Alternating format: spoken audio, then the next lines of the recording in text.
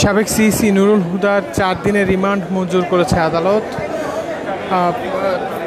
শেরেবাংলা নগর থানার পক্ষ থেকে 10 দিনের রিমান্ড চাওয়া হলে তার যে রিমান্ড আবেদন সেটিকে কোর্ট আমলে নিয়ে 4 দিনের রিমান্ড মঞ্জুর করেছেন। পাশাপাশি আরেক আওয়ামী লীগের সময়কার যে এমপি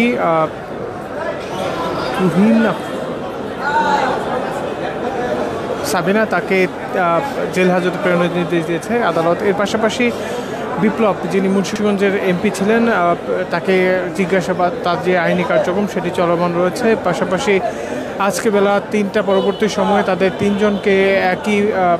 তিনজনকে প্রিজার্ভে করে আদালত প্রাঙ্গণে আনা হয়, সিএমএম কোর্ট প্রাঙ্গণে আনা হয়। এরপর গারদখানা থেকে সরাসরি তাদেরকে কোর্ট আদালত একে নিয়ে যাওয়া হয়। সেই কোর্টেই তাদের যেই আইনি কার্যক্রম সেটি পরিচালনা চলছে।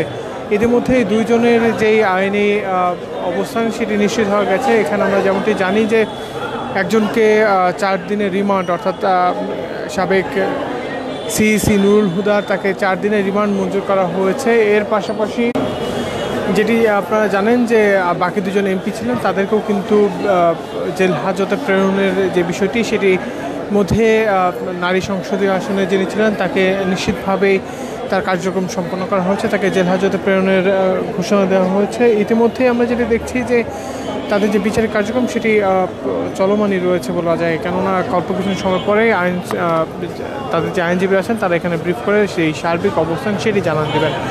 আমার কাছে এই ছিল মূলত এখন পর্যন্ত কোর্ট প্রাঙ্গণ থেকে সর্বশেষ। ধন্যবাদ সকলকে।